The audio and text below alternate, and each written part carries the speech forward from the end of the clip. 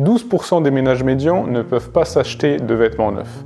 20% des ménages médians n'ont pas pu partir en vacances dans l'année. 25% des ménages médians n'ont pas des ressources suffisantes pour remplacer leur équipement hors d'usage. De plus en plus de personnes basculent de la classe moyenne à la pauvreté. En l'espace de 5 ans, plus de 350 000 personnes supplémentaires vivent sous le seuil de pauvreté. C'est un phénomène qui a été accentué par la crise en 2020. À l'automne 2020, le nombre de bénéficiaires de l'aide alimentaire était estimé à plus de 8 millions de personnes, alors qu'il se situe autour de 5,5 millions en temps normal, une augmentation de près de 50%. Les inégalités sont de plus en plus importantes et la classe moyenne semble devoir choisir entre la voie de la paupérisation et la voie de la richesse. Pourquoi la classe moyenne ne s'en sort pas financièrement? Quelles décisions faut-il prendre aujourd'hui pour mieux gérer ses finances personnelles? C'est ce que nous allons voir dans cette vidéo.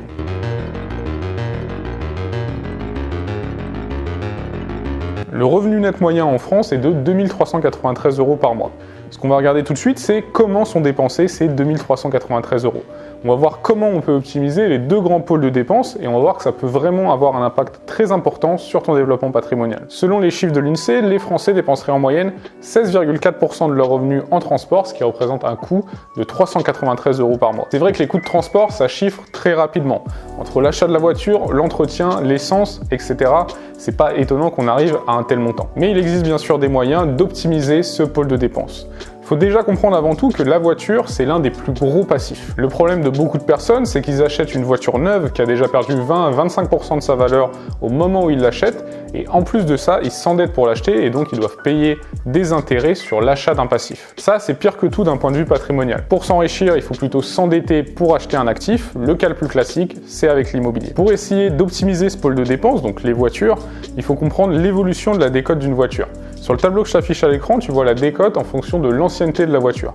Donc la première année, la décote elle va être de 20 à 25%, la seconde année, ça va être de 15%, la troisième et quatrième année, ça va être une décote de 10%, etc., etc. Comme tu le vois, la décote est de plus en plus faible, plus tu avances dans les années. Au bout de 4 ans et demi, ta voiture a déjà perdu en moyenne 50% de sa valeur. Le premier conseil à appliquer, c'est donc d'éviter d'acheter une voiture neuve.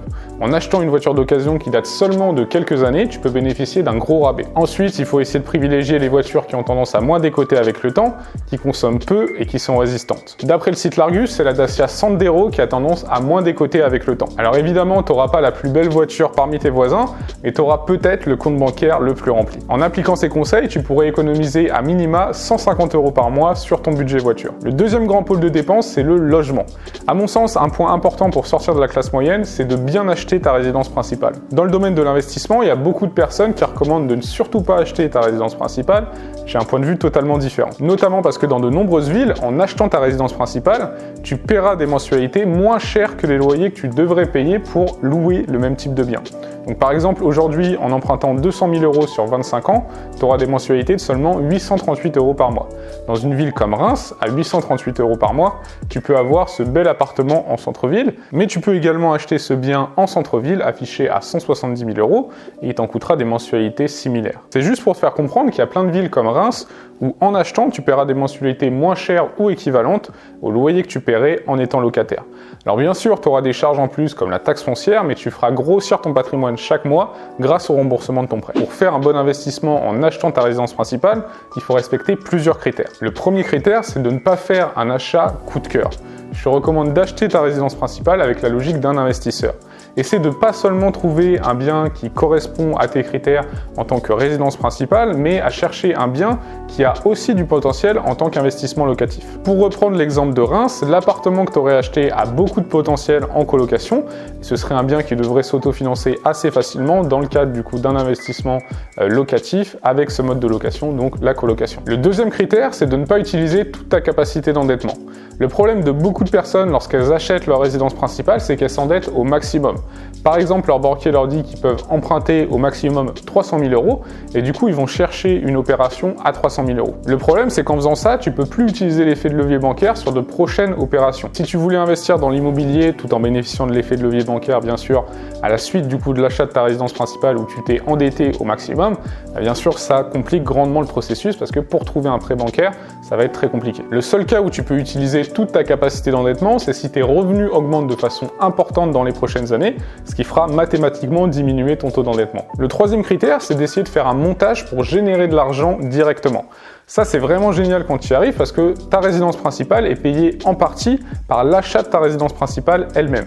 Ça peut se faire par exemple en achetant un bien avec une dépendance que tu mets à louer ou en achetant un grand appartement et en mettant une chambre à louer. Ça peut également être un bien qui a beaucoup de potentiel et dans lequel tu vas faire beaucoup de travaux pour ensuite bénéficier de l'exonération d'imposition sur ta plus-value parce qu'il s'agit de ta résidence principale. Tu as beaucoup de possibilités comme ça qui sont très avantageuses dans le cadre de l'achat de ta résidence principale. Et parfois, il peut être intéressant d'acheter plus grand si tu veux faire ce type de montage. Par exemple, si pour avoir une chambre de plus dans ton appartement, tu dois augmenter ton budget de 30 000 €, sachant que 30 000 € sur 25 ans, ça nous fait des mensualités de 126 € par mois. Si tu mets cette chambre à louer à 400 € par mois, c'est une excellente opération d'un point de vue patrimonial. On pourra un peu avoir le même raisonnement si tu achètes une maison avec une dépendance et qu'elle coûte 40 ou 50 000 € plus cher, eh bien ça peut être intéressant si tu décides de mettre à louer cette dépendance. En étant astucieux, en pensant différemment, tu as beaucoup de possibilités pour optimiser l'achat de ta résidence principale et en optimisant ce pôle de dépenses, tu peux économiser à minima 150 € par mois. Donc rien qu'avec le logement et ta voiture, tu pourrais économiser à minima 300 € par mois sur ton budget. Si tu investis ces 300 € en bourse qui devrait t'offrir une performance de 8% par an sur le long terme, dans 40 ans, tu auras 440 000 €. Le problème de cette stratégie, c'est que la majorité de tes gains, ils vont arriver sur le très long terme. C'est d'ailleurs la limite des intérêts composés. Ce qu'on vient de voir, c'est important à mettre en place, c'est un espèce de filet de sécurité. Mais si tu veux vraiment t'en sortir financièrement rapidement, ça passe pas malheureusement par une économie de 300 € par mois, ça passe par des heures de travail chaque jour pour te former sur un nouveau sujet par exemple, ou approfondir tes connaissances dans ton domaine de prédilection. L'objectif du coup, c'est de développer des connaissances qui sont recherchées dans le monde du travail ou de lancer un projet entrepreneurial pour gagner plus chaque mois. Alors je sais qu'il y a beaucoup de personnes qui vont me répondre qu'elles n'ont pas le temps d'apprendre de nouvelles compétences ou de lancer un side business qui va te demander 1 ou 2 heures de travail par jour, mais pour 90% d'entre nous, c'est une mauvaise excuse. Sur le graphique que je t'affiche à l'écran, tu vois les heures qu'on passe en moyenne sur notre temps libre à regarder la télévision ou à être sur notre ordinateur. Les hommes entre 25 et 34 ans passent en moyenne plus de 2 heures à regarder la télévision chaque jour. Et là, je parle même pas de l'utilisation des réseaux sociaux qui est une vraie perte de temps, sauf si bien sûr tu regardes les vidéos de Benoît MZ. Du temps, on en a, c'est juste qu'on en perd beaucoup. En te disant ça, je te fais pas du tout une leçon de morale. Moi-même, je passe beaucoup trop de temps à mon goût sur les réseaux sociaux. Je passe tellement de temps sur les réseaux sociaux que j'ai acheté il y a plus d'1 an une box qui se verrouille et où je mets mon portable à l'intérieur pour pas être tenté et me concentrer sur mon travail lorsque j'en ai besoin. Je pense que pour des personnes de ma génération, c'est ça le plus difficile, arriver à s'autodiscipliner pour utiliser son temps dans des actions qui nous font avancer vers nos objectifs de court, moyen, long terme. Pour résumer, essaie de réduire tes dépenses au niveau des 2 grands pôles de dépenses que sont le logement et la voiture, puis investis le montant que tu arrives à épargner chaque mois. Ça, c'est ton filet de sécurité. Ensuite, si tu veux des résultats plus importants, ça passe nécessairement par du travail supplémentaire chaque jour en te formant ou en lançant un projet entrepreneurial.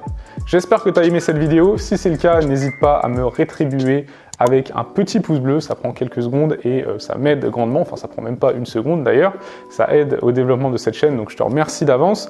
Si tu souhaites aller plus loin, je t'ai sélectionné juste ici une vidéo qui va te montrer le processus complet pour investir tes premiers 1 000 € en bourse. C'était Benoît, je te souhaite toujours plein de réussite, ciao.